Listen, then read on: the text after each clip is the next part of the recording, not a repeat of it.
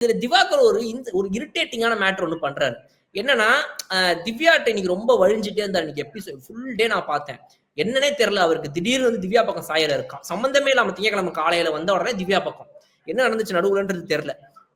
என்ன திவ்யா இன்னைக்கு ரொம்ப அழகா இருக்காங்களே! திவ்யாவுக்கு மூக்குத்தி போட்டா ரொம்ப சூப்பரா இருக்குதே!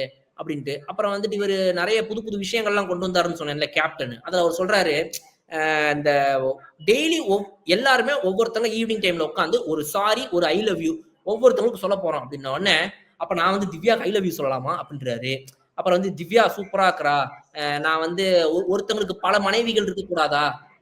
அதுல வந்து ராஜமாதா வந்து திவ்யா தான்.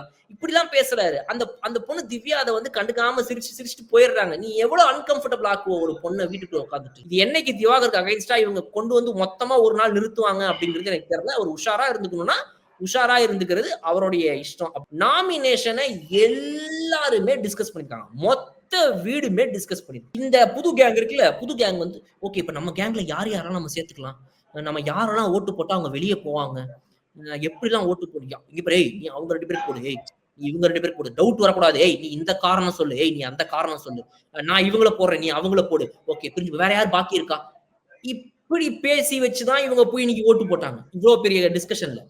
ஆனா ரொம்ப மாஸ் யாருன்னா, ஆக்சுவலா இந்த புது கேங் யார பார்த்து கத்துக்கணும்னா, அந்த அன்பு கேங் பார்த்து தான்.